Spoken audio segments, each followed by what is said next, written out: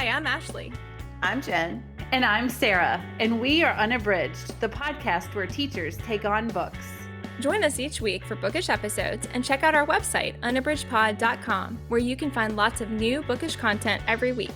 Find us on Instagram, Facebook, and Twitter at unabridgedpod and message us there or see our website to get plugged into the Unabridged community. You want opinions about books? We've got them.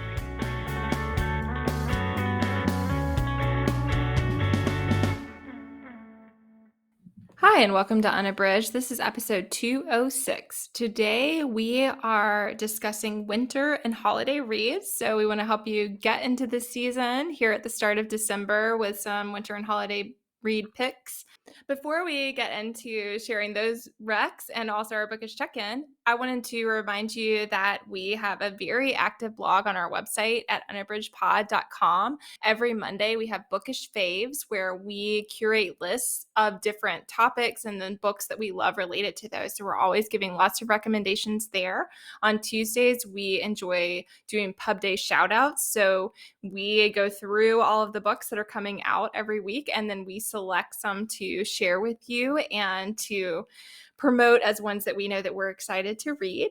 And then on Fridays, we have book reviews. So every week we have that coming at you. We also have a lot of great bookish content on our site, and we have our show notes and our teaching tidbits show notes. So it's just a great place to get plugged in. We also have information there about our ambassadors program, about our reading challenge. So if you haven't checked out our website before, just go to unabridgedpod.com, and there are so many things that you can find out there about ways to be more plugged into the Unabridged community. And again, unabridgedpod.com, you also can sign up there if you are interested in getting reminders when we do blog posts, or if you want to subscribe to our newsletter. You can do all that there. So we want to start off today with our bookish check-in like we do every episode. Sara, what are you reading?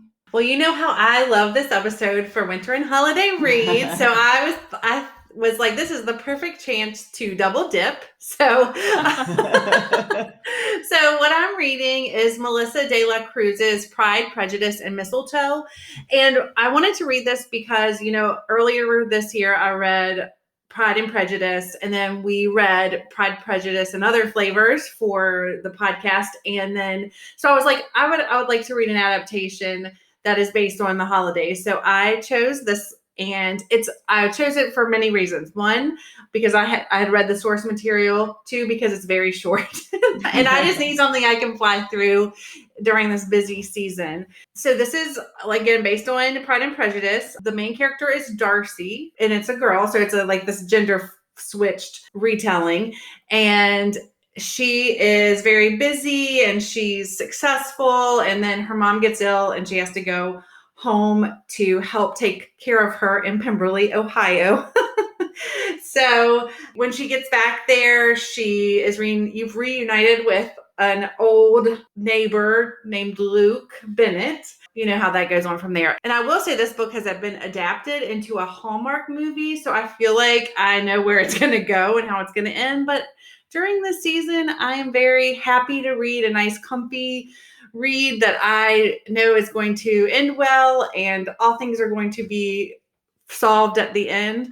So I'm fine with that. But and this has been on my shelf for a long time, and I just thought, what a perfect time to break it out. So that is Melissa de la Cruz's Pride, Prejudice, and Mistletoe. Oh, I love that, Sara. I've really enjoyed some of the retellings lately and reading those. And I also have wanted to try Melissa de la Cruz's books. I've heard great things about her. And yeah, so maybe I can squeeze that in this month before the holiday season's over. We'll see.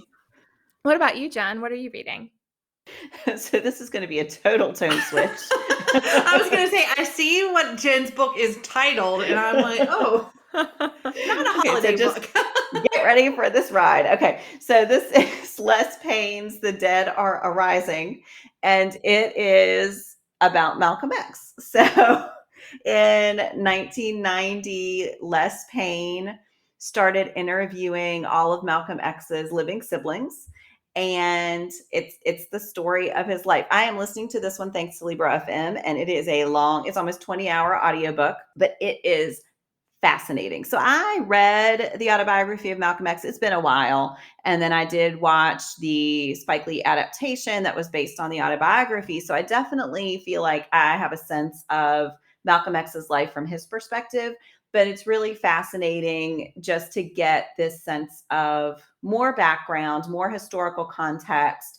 And then, of course, as we know, memories are funny and memoirs are curated things. Autobiographies are curated things. So there are a number of places where Les Payne will say, so this is what Malcolm X said in his autobiography, but this is what his siblings said, or he left this part out.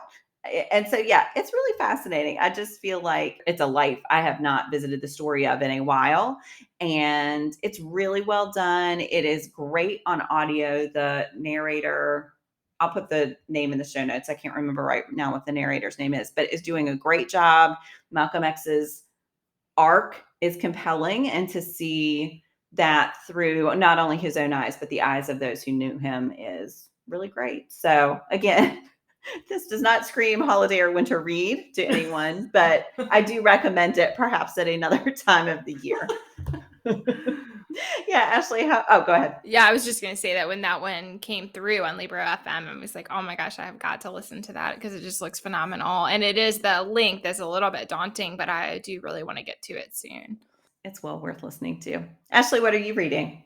Well, this one is also thanks to Libro FM and their ALC program. I could not wait to read Helen Huang's latest book. I have said many times how much I love her romances and how in a lot of ways they were the thing that led me into reading romance. So we've talked before about authors who, when we read the book, it really like opened a doorway into something we hadn't experienced before. And that was definitely true for me with The Bride Test is what I read first. And then I've also read The Kiss Quotient. I love her books. And so I'm really excited to read The Heart Principle. So that is the one that just came out in the fall. And it is about, so Kai was one of the two main characters in The Bride Test, Kai Deep, and his brother is Kwan. And this one, I have only just started. So actually, Anna is the opening narrator in it. So I haven't seen Kwan yet, but I know that he is the connecting part. You know, these are stories that are companion books, and so there's some connection to the characters in the different ones. But in the opening part, Anna is, we see her struggling with, she has all these timers set, and she is relentless about making sure that she adheres to the timers because she is in this cycle of, she rehearses and she plays the violin, but she rehearses so obsessively that if she doesn't have timers to dictate her life, then she doesn't eat, she doesn't remember to go to appointments and things like that. So right in the beginning, we see that she's in this cycle of needing these timers. She has a therapy appointment that she's going to, and she begrudges going but knows that she needs to do it, is kind of where she is on that journey. You can see right away that she's struggling with her music and she's struggling with managing her life, and she just feels like she cannot get through this piece. She's really stuck in a loop kind of in this piece that she's been practicing. So you can tell that she's really accomplished, but that she's not playing with the orchestra right now because she's working through the struggle, and that's like her whole life right now, is that she cannot get past what is blocking her with the piece, and that's what she's working on with the therapist. But right in the beginning, in the opening scene, we see that when she goes to therapy, that she is so preoccupied with trying to say the right thing, do the right thing, make the therapist feel happy, that she's reading all the reactions. She's trying to make sure she knocks at just the right time, that she looks at just the right place on the therapist's face. And so you can see that she's expending a lot of energy into trying to modify her behavior to act like what she, you know, considers to be the social norms. And I am fascinated by that. I think that part of what I love about Helen Huang's work is that she really explores what it is like to be on the spectrum and how draining that can be for people who are aware that they might think or act differently and are trying so hard to please other people. So we see that like Anna is having this one struggle that's related to music, but she also is expending a lot of energy in just like kind of her daily tasks, and that those are costing her a lot. And so I am captivated right away, and I'm definitely here for everything that Helen Huang writes. I just find her fascinating. I think that she also explores women on the spectrum some, and I think that that's really interesting to see portrayed in the book. And then I have loved her other romances, and I love Quan, so I'm excited to see him come into this story. So again, that's Helen Huang's The Heart Principle, and that is a new release from this past fall. I cannot wait to read that one. I haven't gotten to it yet, but I'm really excited about it. So today, our main discussion is going to focus on winter and holiday reads. And I think ultimately we've all chosen ones that relate to a holiday that happens in the winter season. So I know mine is for Christmas. I think Sarah, yours is Christmassy as well. Mhm. And Jen, yours is focused more on the new year. Right. So we do all have them somewhat related to winter holidays here. And yeah, we just wanted to share this with you. We know that some of you love doing mood reading. And so it's always fun to make recommendations related to that for those of you who are fans of that. And again, right here at the start of December is a fun time to think about some things you could read this winter. So, Jen, what's your recommendation? So I'm recommending a book I read back in March, and this is Sophie Cousens's This Time Next Year. I read it as a buddy read with the Chicklet Book Club, and we had a great chat about this one. So it is about the main character is Minnie. Her name is Minnie Cooper, and she is very bitter about her name because when she was born in 1990, her family lives in London. They were having a lot of financial problems, but there was a chance, a very good chance, that Minnie would be the first baby born in the new year in 1990, and that there was a cash prize that went along with being the first baby to be born in the new year. And the one thing her parents knew was that they wanted her name to be Quinn. And while her mother was in labor, there was another woman there who was also in labor, and she was very clearly wealthy, but she was having a lot of trouble coping with labor. She was having a lot of anxiety. And so Minnie's mom was talking her through it and just, trying to talk about anything to get her mind off of it. And she shared the name that she had chosen and was trying to get the other mom to talk about the names that she had chosen. And so what happens is the wealthy mother has her baby first and names him Quinn. And so Minnie's mom is furious, both because of the loss of this cash prize that would really be life-changing for her family, and because she stole her name. And now she feels like she can't name her kid Quinn, even though that had been the name that she had chosen for years and years and years. And so she names her Minnie instead. And so you can see why Minnie is bitter. So because of this, Minnie is convinced that every New Year's is bad luck, that something bad happens to her. And she has evidence to bear that out. There are a lot of horrible things through the course of her life that have happened on this date. The present day of the book, it happens at this New Year's Eve party where Minnie ends up meeting Quinn and eventually, of course, realizes which Quinn it is and what he had stolen from her. And then the book moves back and forth in time on different New Year's Eves. And we see that they have almost met a number of times before. And you see the way that this bitterness and this feeling that something was stolen from her family has really been a shadow over Minnie's life and over her family's life. And it feels like this very small thing, but it's this thing that they keep returning to as this might have been. Minnie's dad is really, really sweet, but he is constantly chasing these big dreams that never pan out.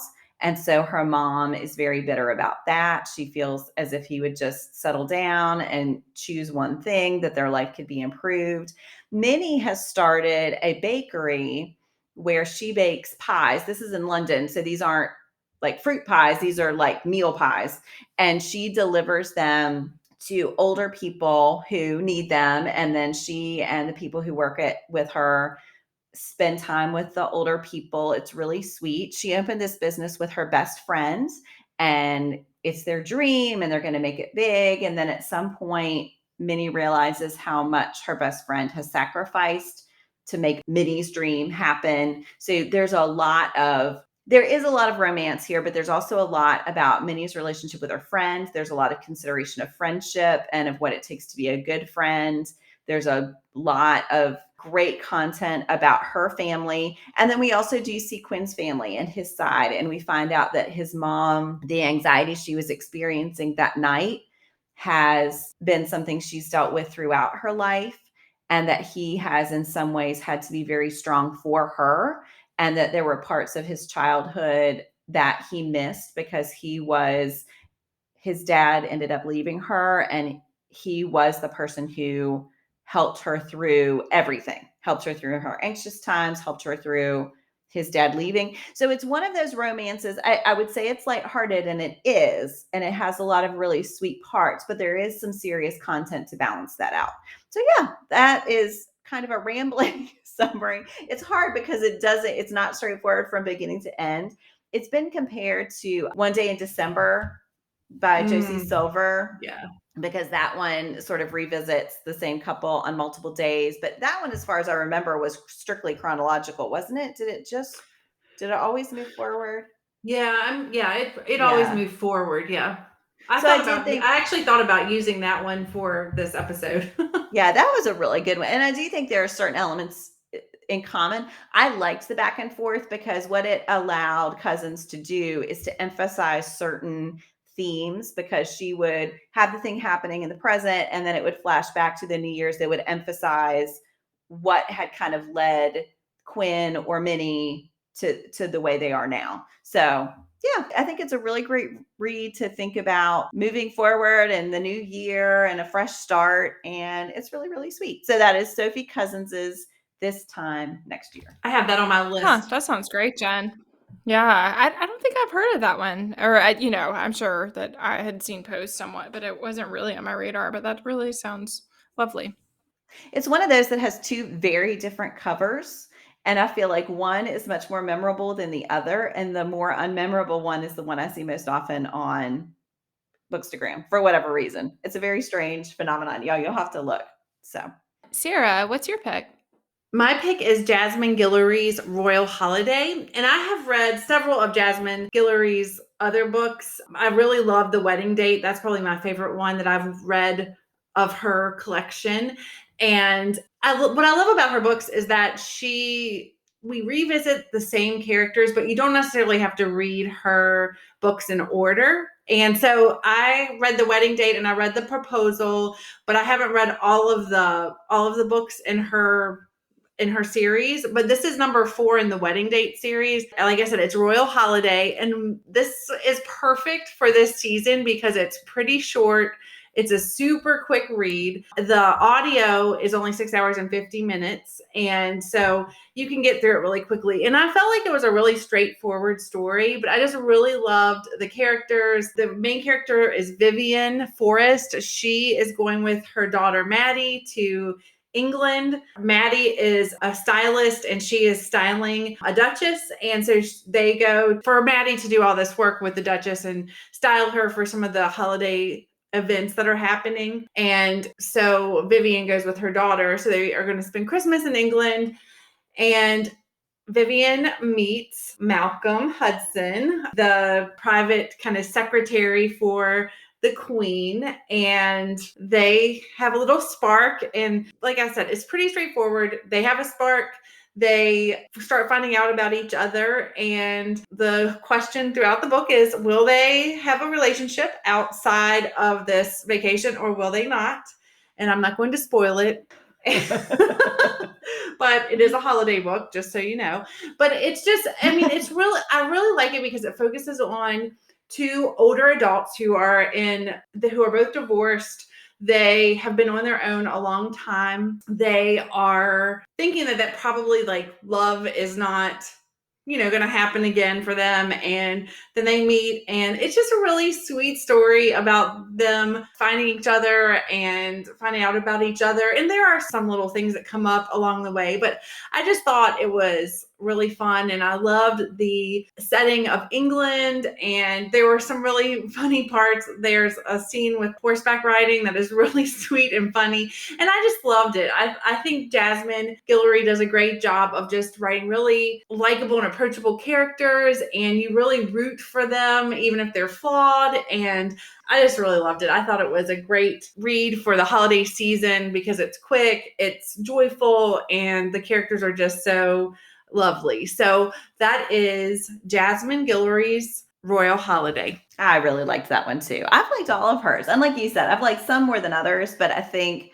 it's like with any romance series. I love that sense of these familiar characters, and I love trying to figure out which character is going to be the connecting thread with the other ones. And yeah, they're really great. Yeah, I didn't know much about that, Sarah, so I had been interested in reading that one, and I've seen a lot about it, but I didn't realize that it featured an older couple, which I think is really neat. So Yes, that's I cool. really like that part about it. Ashley, what is your pick? So this is one that was definitely influenced by Bookstagram and by Jen. Sarah, have you read this? I read The Tourist Attraction, and then I have not read Mistletoe, Mr. Right. I actually started that back in the summer because my library had it off. Because a lot of times during the holidays, these books are are already checked out. But I started reading it. I'm like, I think I need to wait till a little bit cooler because it felt weird, like in July listening to it. So I decided to wait because I like the holiday reads. I like the mood reading. But I really enjoyed The Tourist Attraction. I thought it was great. Yeah, so this is Sarah Morganthaler's Mistletoe and Mr. Right. And like I said, I was influenced by Jen and also by Bookstagram for Sarah Morganthaler in general. And I think Sarah and I both read The Tourist Attraction in pretty Yes. close proximity because we had some positive influences about how great her romances are. So yeah, I was really happy to return to the community in Alaska. And this one focuses on Lana, and Rick, and they are two characters who are important in the tourist attraction, but especially Lana. But, this is a companion piece. So, like, if you read this one and had not read the tourist attraction, no problem. They are not sequential in that sense. And so I absolutely loved this. I do think it is perfect for the holidays. It features a lot of very cute and sometimes curmudgeonly animals, which I am 100% here for. So I really enjoyed that part of it. And I think that I've said this before about the tourist attraction, that what I really like is like the setting of the small town in Alaska. I think that part is really well done. And what I love is the tension as far as tourism and how it is a necessary part of some small town survival. And yet it also is off putting for a lot of people who are the local population in a town. And so we really see that tension. And that is explored a lot in this book. So Lana's family is the Montgomery Corporation, and they own a tremendous amount of places. They own a lot of real estate around the world, and they have tons of money. And so Lana has bought up a lot of properties in Moose Springs, and she's done that for a really good reason. And yet everybody in the town hates her for it. And so I think all of that plays out really well in the sense that it's believable on both sides. It's believable that her heart is in the right place and that she really wants to save the town in a lot of ways. So it's a town that if they don't make some substantial changes, they will not have the economy to continue to support the next generation basically. And so they really are going to have to make some changes in order to keep their economy growing and keep Moose Springs in good enough shape to support the local economy. So like that is her mindset. But she's coming in from outside. She has bazillions of dollars, and she is viewed as being part of the tourist problem. And so she, lives at the resort up there when she's in town. And, all of that is like they're up on the hill. It's all the things that just have a really negative connotation. And so Lana loves the town, has a special place in her heart for it, whereas the townspeople absolutely hate her, but she kind of good-naturedly tolerates that and is just agreeable about it generally. But she is really lonely. She is really having to expend a lot of energy to put up the front that she is happy with the way that things are, even though everyone is kind of going out of their way to do mean things to her. And so, she's got this kind of facade and then the reality of how hard it is. And meanwhile, her family does not support the decision that she has made to invest in Moose Springs. So her family, who has a lot of sway also, and who is part of the business, they all are kind of working against her as far as navigating this real estate purchase and the decisions that she made related to the town. So she's also navigating that. So there's a lot of things that she is kind of holding in while trying to navigate the holidays in Moose Springs.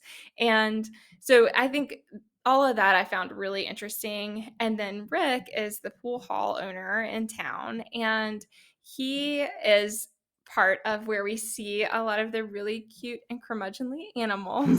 And we just get a sense of him as somebody who has such a kind heart and who takes in the animals and the people who maybe need some extra love, and he finds a way forward with that. And so we see that he lives with his nephew, who is a grumpy young adult, and we find out that like his nephew has experienced tragedy that also touched on Rick's life, and that like that's how they wound up together. But in the very beginning we see that Rick has come home without the milk, and Diego, his nephew, is really upset because they need milk because they eat cereal every night of their lives. So it's definitely like this like bachelor situation for their home life. But then he also has this like tiny little hedgehog that's very cute, and this very grumpy cat who is his ex-wife's cat that he now takes care of, who I mean is very grumpy.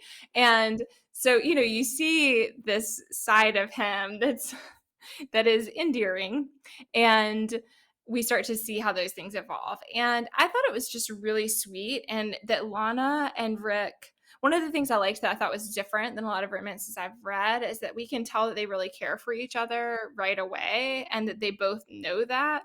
And yet, for all the reasons I've already said, there are some complications with them having a relationship. And so like those are the things that they're working through. And so it's not a lot of the tropes that I have read with romance have relied more on the characters being kind of opposing. So like the enemies to lovers kind of stuff. And like here it's much more these external factors that are impacting both of them and that really make things complicated. And so I thought all that worked really well. But I loved it. And I do think it is perfect for the holidays because it is a lot of that.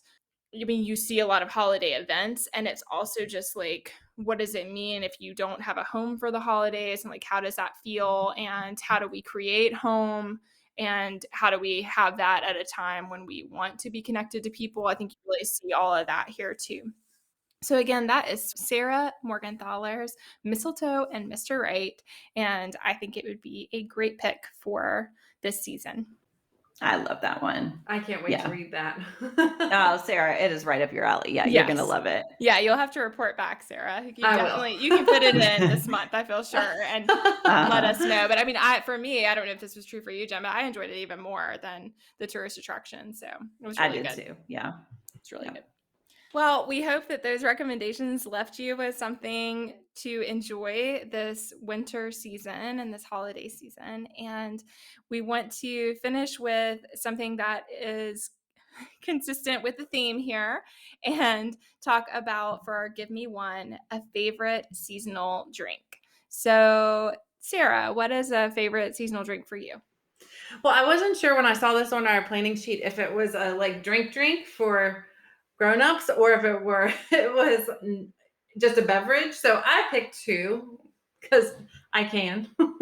And so the first one is for grown-ups. I picked mulled wine because it's spicy and tasty, and you can sit beside of the fire and sip it. And so that's my like adult drink that I like. And then for my drink for all, I love Mexican hot chocolate. I had never had that. And then a long time ago, right before I got married, I was in New York in the winter with some friends, and we had Mexican hot chocolate at a hot chocolate place, and I fell in love with it, and I think it is delicious. I love things that have cinnamon and spice to them, and so pair that with chocolate, a thick, like yummy chocolate, and I'm here for that. So those are my two. Nice. Yeah. Those sound good. Those do sound good. What about you, Jen? What's your pick? So mine is very driven by memories. So my choice is eggnog. And that is because my grandma loved eggnog and no one else in my family likes it. So that was this thing that I was so proud that I liked too. And every year, I mean, I'm talking like straight out of the carton eggnog, nothing fancy, nothing alcoholic, just like, yeah, as mundane as you can get. But every time I have it, it just brings back those memories of this thing I shared with my grandma. So that's my pick. Sweet. How about you, Ashley? I chose Irish cream. I feel like I would like that anytime, but but it is one that we mostly have beer and wine now at this stage in our life if we're going to have alcohol. And so it is something that I just enjoy right around the holiday season. And I like it in hot drinks, but also just like a little bit over ice. I really like that too. But I have started just in the last couple of years. That's something that I enjoy doing around the holidays and just enjoy that and think of it as being seasonal to the holidays. But yeah, Sarah, you were saying about the Mexican hot chocolate. We are in Madrid, we're enjoying a lot of churros and chocolate, and that is definitely not, we're enjoying it the whole season of living here. So not specific to just in the winter, but yeah, that has been a really delicious treat here. So that sounds delicious right now. You got it. It's always a good time for it.